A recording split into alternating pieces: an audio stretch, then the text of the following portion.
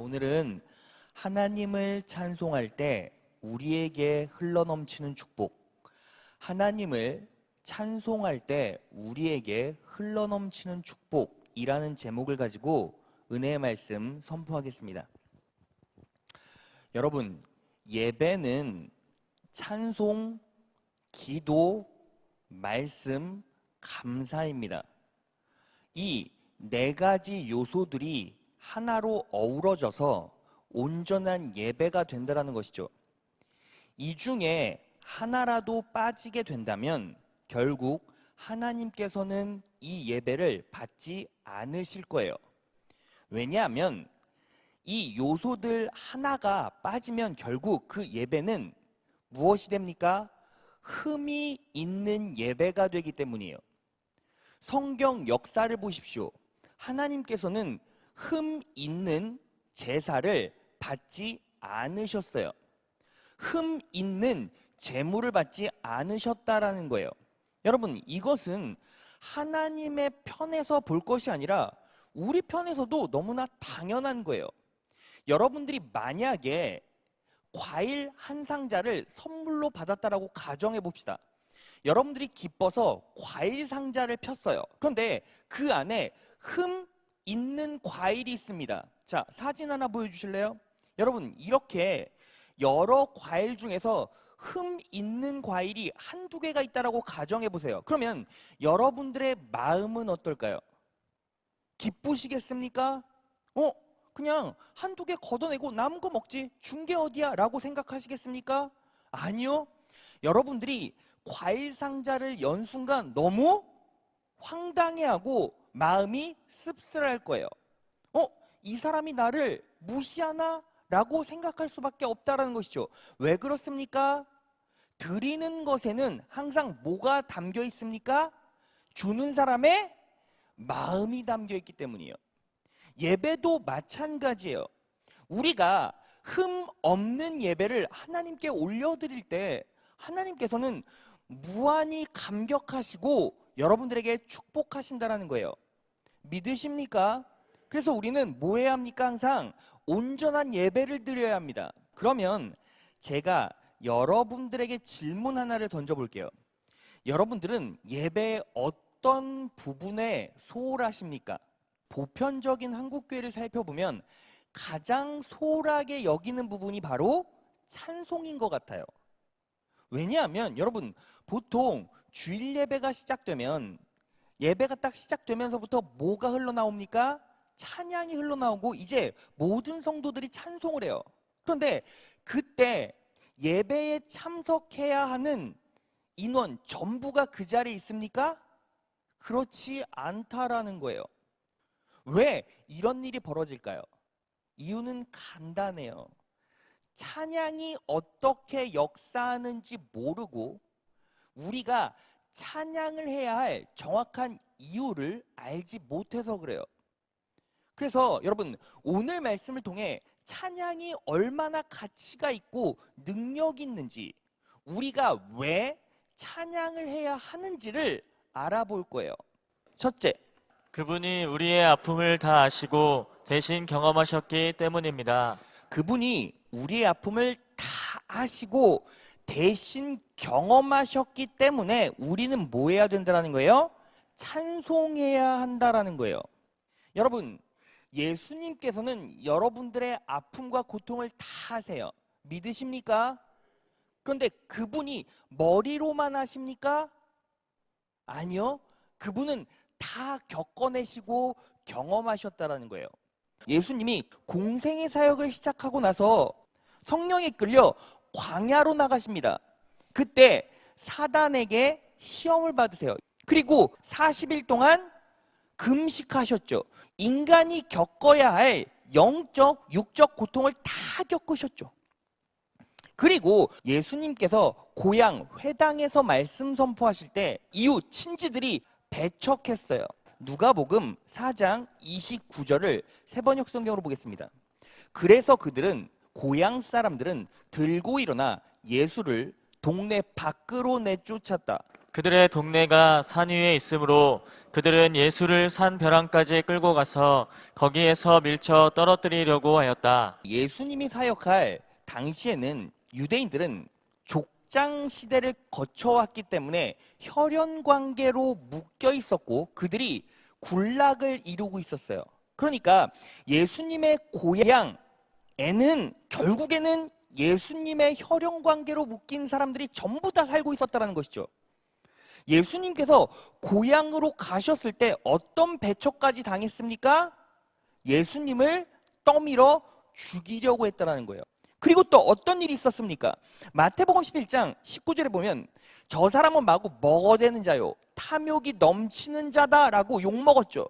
포도주를 마시는 자요 취하는 자다. 저 사람은 술을 좋아하네. 세리와 죄인의 친구다. 죄인이네 라고 모욕당하셨다는 거예요. 그리고 요한복음 10장 20절에 보면 저가 귀신 들려 미쳤거늘 저 사람 귀신 들렸어 라고 욕했다는 거예요. 그리고 예수님은 채찍질 당하고 매질 당하다가 결국 어떻게 되셨습니까?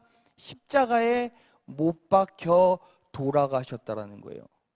그렇게 예수님은 여러분들의 고통을 다 아신다라는 것이죠. 그런데 결국 그 고통을 누구 때문에 겪고 경험하셨습니까?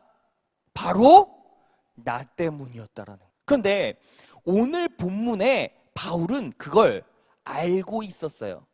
어떻게 알았습니까? 바울이 예수님께 부름받았어요. 다메섹 도상에서 예수님이 영광으로 임하셨을 때 그분의 광채 때문에 바울은 눈이 멀었죠. 그래서 예수님의 음성을 제대로 듣지를 못하니까 바울이 예수님께 뭐라고 말합니까? 사도행전 9장 5절을 보겠습니다. 대답하되 주여 니시오니까 가라사대 나는 내가 핍박하는 예수라. 예수님께서 바울에게 나는 네가 핍박하는 예수야 라는 말을 들었을 때 바울의 마음은 어땠을까요? 예수님을 쫓던 자들을 고소하고 죽이려고 했고 매질했던 기억들이 다 머릿속에 차곡차곡 생각났을 거예요. 그러면서 본인은 무엇을 느꼈겠습니까? 아, 맞아. 내가 그분을 매질했어.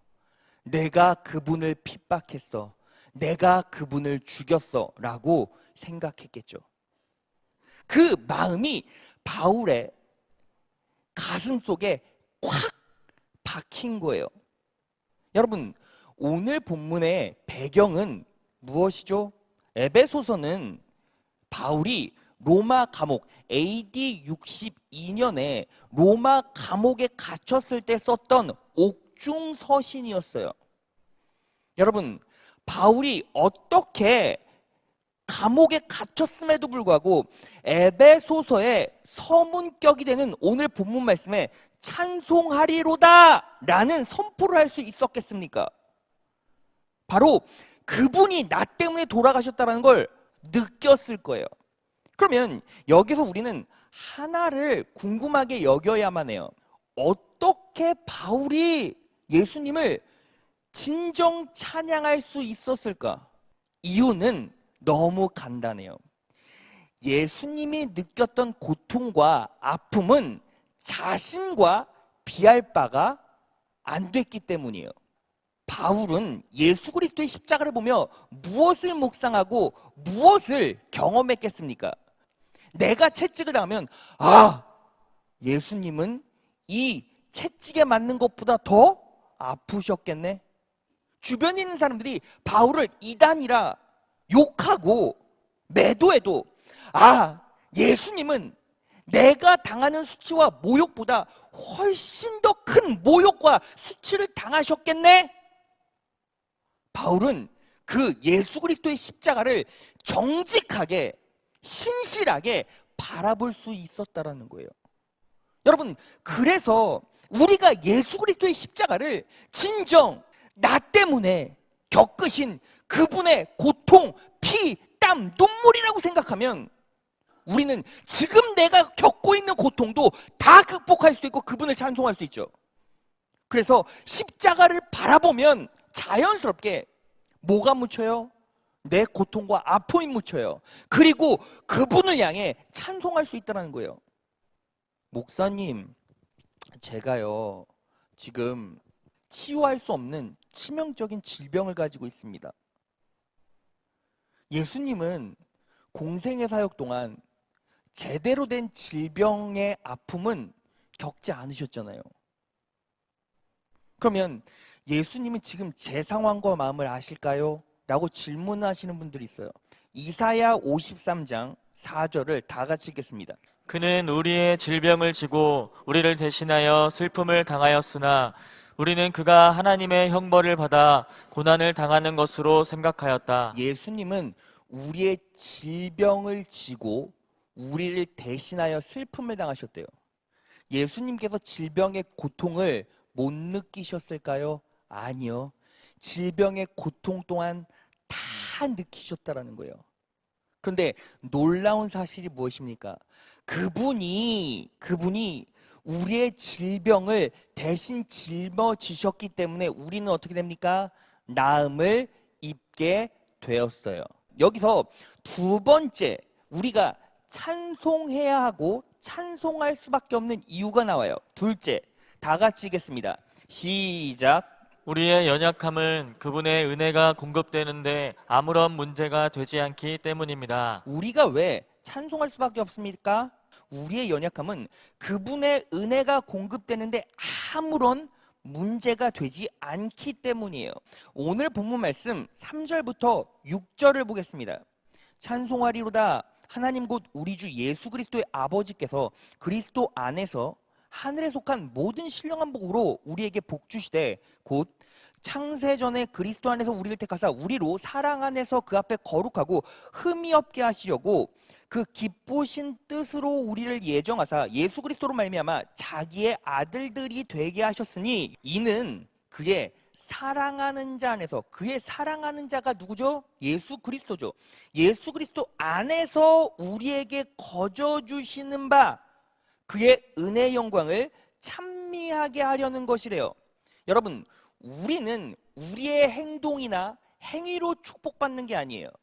방금 6절에서 바울이 뭐라고 했죠? 하나님은 그의 사랑하는 자 안에서 우리에게 거저 주신대요. 여러분, 우리가 예수 그리스도를 영접하면 우리는 어떻게 됩니까? 새로운 피조물이 되고 그분 안에서 그분의 통치로 살아가요. 이 말은 결국 무슨 뜻입니까? 하나님께서는요, 우리의 행위 때문에 우리에게 축복을 주시는 분이 아니라 예수 그리스도 안에 우리가 있기 때문에 우리를 축복해 주신다고요. 즉, 하나님은 예수 그리스도를 보고 우리를 축복해 주신다고요. 여러분, 제가요, 중학교 때 친구 둘이랑 무전 여행을 갔어요. 무전이라는 게 돈이 없다라는 거죠, 돈이. 그래서 가면서 아르바이트 같은 것들을 했어요. 그러니까 지나가는 식당이 있으면 식당 들어가서 그냥 정직하게 얘기하는 겁니다. 돈이 없어요. 무전여행 왔습니다. 근데 제가 창문 닦아드릴게요. 이러면서 창문 닦아주고 구걸하면서 서울부터 속초까지 간 거예요. 그런데 커다란 그 설악산 휴게소에 도착했거든요. 근데 그때는 돈도 떨어지고 몸도 힘들어지고 아르바이트 할 거리도 없고 그러니까 방법이 뭐밖에 없어요? 구걸밖에 없는 거예요. 구걸밖에. 근데 아직도 기억이 선명한 게 어떤 분이 갑자기 지갑에서 10,000원을 팍 꺼내는 거예요. 여러분, 제가 중학교 때 10,000원이면 지금의 한 10만 원 돈 되는 것 같아요. 놀랍지 않습니까? 그 10,000원을 제 앞에서 이렇게 흔드시는 거예요. 막 흔드시는 거예요. 그러면서 내가 이 돈 주면 뭐 해줄 건데? 라고 그러는 거예요. 그래서 제가요, 하라는 거 다 할게요. 그때는 막 굶어 죽을 것 같았거든요. 그러니까 그분이 저한테 딱 보시더니 한마디 하시는데 예수 믿어? 그러는 거예요. 너무 감사했어요. 근데 저 예수 이미 믿는데요? 라고 얘기를 했어요. 근데 그분은 제가 예수 믿는 사람이 아닌 줄 알고 돈을 이렇게 흔든 거잖아요. 예수 믿는다고 이미 믿고 있어? 하니까 이 돈을 지갑에 다시 집어넣으려고 그러는 거예요. 그때 제가 이렇게 얘기했어요. 저 서울의 장안동에 있는 이태희 목사님 아들이에요.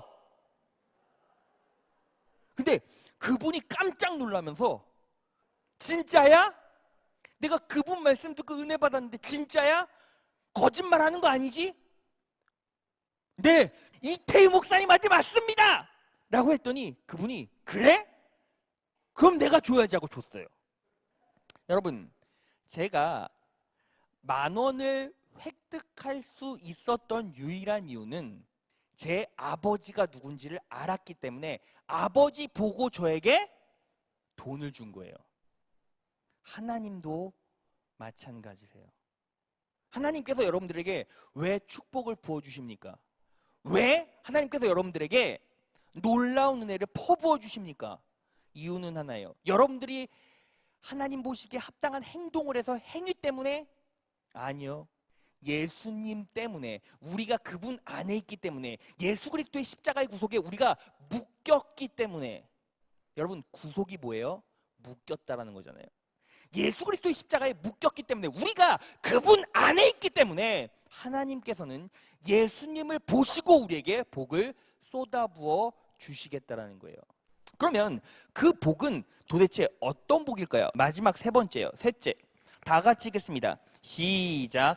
그분이 신령한 복을 우리에게 주실 것이기 때문입니다. 자, 여러분, 오늘 본문 말씀 에베소서 1장 3절 다 같이 읽겠습니다. 찬송하리로다. 하나님 곧 우리 주 예수 그리스도의 아버지께서 그리스도 안에서 하늘에 속한 모든 신령한 복으로 우리에게 복 주시되. 여러분, 우리는 하나님의 은혜로 신령한 복을 받을 수 있어요. 그런데 우리가 오해하는 한 가지가 있어요. 이 신령한 복을 우리는 어떻게 생각합니까? 항상 에베소서를 읽고 묵상하면 이 신령한 복은 영적인 복이라고 생각해요. 모든 한글 해석본에도 영적인 복이라고 나와 있어요. 그런데 이 영적인 복을 우리는 어떻게 생각하는지 아십니까? 내 안에 임한 감사함, 내 마음에 미친 평안함, 이런 것들이라고 생각해요. 그런데 그 답이 틀린 건 아니에요. 하지만 완전하진 않아요.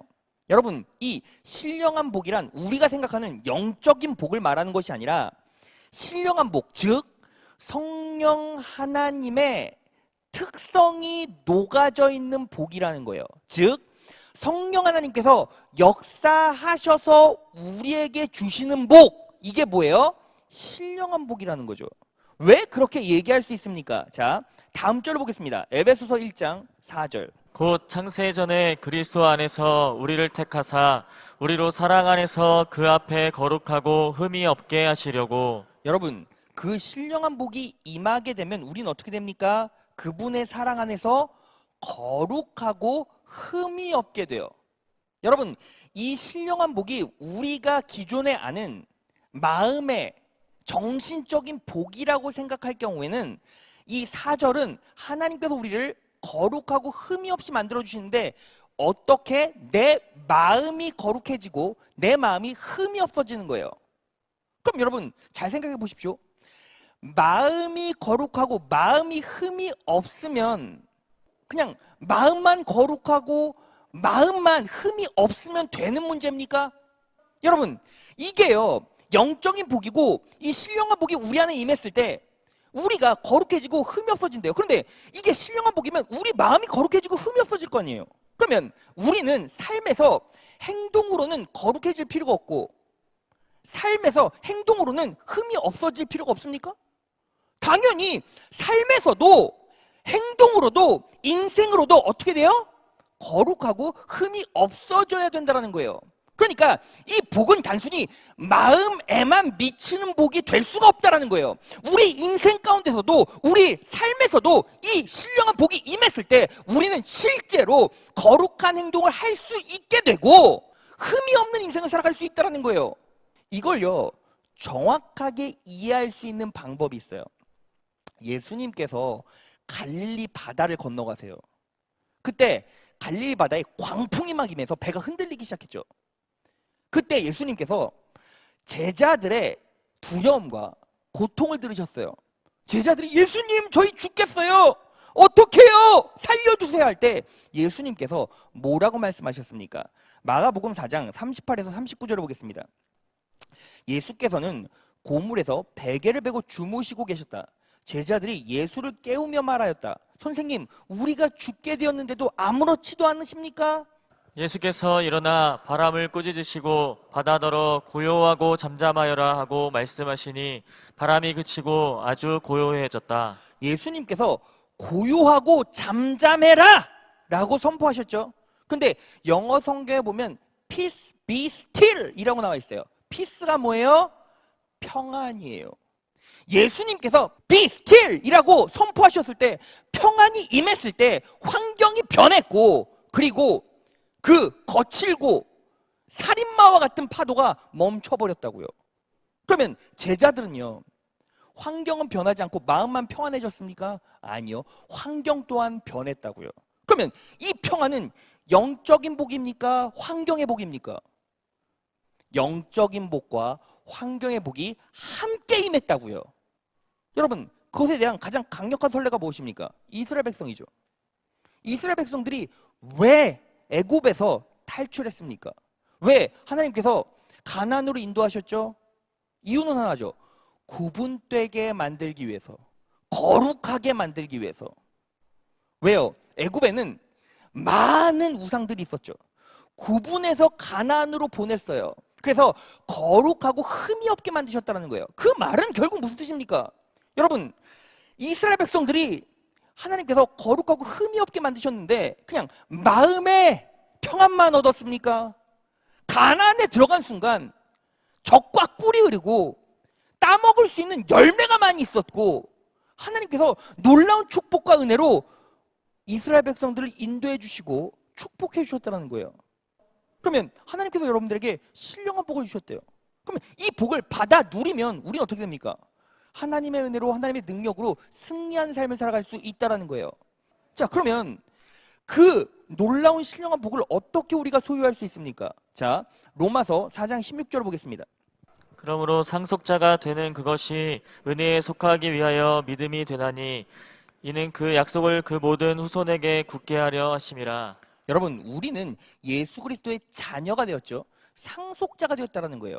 그러면 상속자가 되는 그것이 은혜에 속하기 위하여, 우리가 은혜 받기 위하여 무엇이 필요해요? 믿음으로 되나니라고 나와 있어요. 믿음을 작용시켜야 된다는 거예요. 그러면 믿음을 어떻게 작용시킬 수 있습니까? 고린도후서 1장 다 같이 읽겠습니다. 얼마든지 그리스도 안에서 예가 되니 그런즉 그로 말미암아 우리가 아멘하여 하나님께 영광을 돌리게 되느니라. 여러분, 여기서 아멘하여 영광을 돌리라는 말은 입술로 고백하고 선포하라는 얘기예요. 여러분, 우리가 믿음을 어떻게 작동시킵니까? 여러분, 오늘 감옥에 갇혀 있던 바울이 자신의 마음을 다해, 전심을 다해 선포했어요. 뭐라고? 찬송하리로다. 이 말은 찬송합시다 라는 뜻이에요. 여러분, 여기서 찬송합시다 라는 말은 헬라어로 그 율로게토스라고 하는데, 이 율로게오라는 동사에서 파생이 됐어요. 이 율로게오라는 말은 칭찬하다, 좋게 말하다 라는 뜻이에요. 즉, 우리가 찬송이라는 건 무슨 뜻입니까? 하나님을 칭찬하는 것이고 하나님의 선하심을 입술로 선포하는 거예요. 여러분, 왜 찬송이 그렇게 중요한지 아십니까? 예배의 과정 중에 우리가 하나님만을 온전히 칭찬하고 하나님의 선하심만 온전히 말하는 유일한 시간이 언제예요? 찬송하는 시간밖에 없어요. 목사님, 기도하는 시간이요. 여러분, 기도하는 시간은 내 소원을 더 많이 하나님께 아뢰잖아요.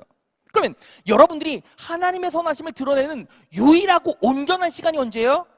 찬양하는 시간이라고. 그러니까 찬양하는 시간이 너무너무 중요한 거죠. 하나님께서는 여러분들을 어떻게 바라보십니까? 자녀로 바라보시죠.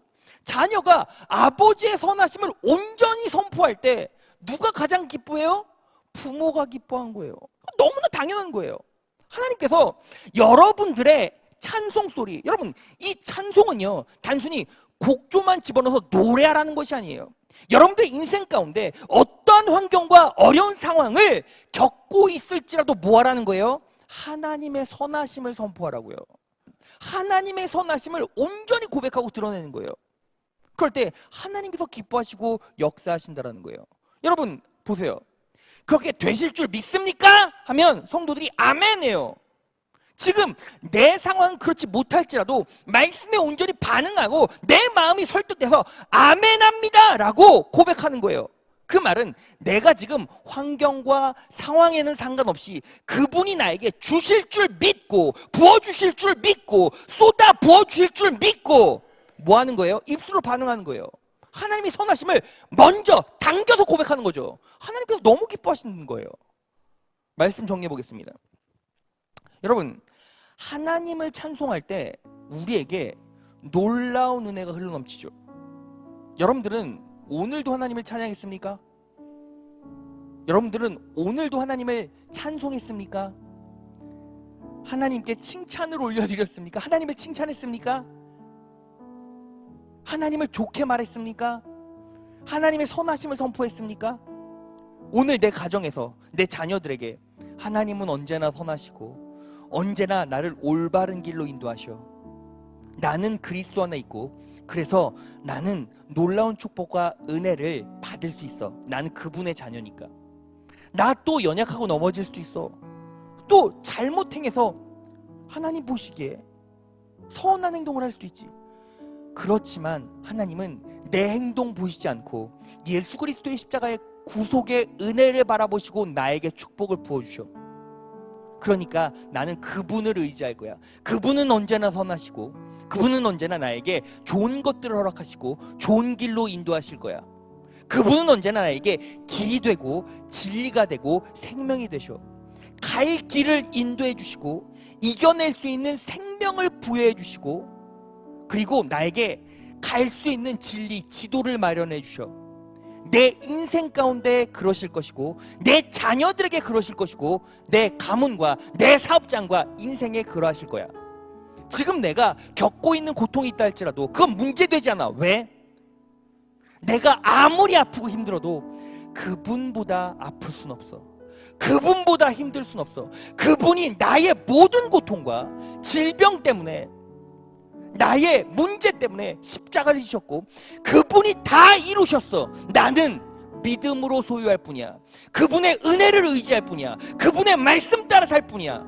나는 그분을 찬양할 거야. 그분의 영광을 드러낼 거야.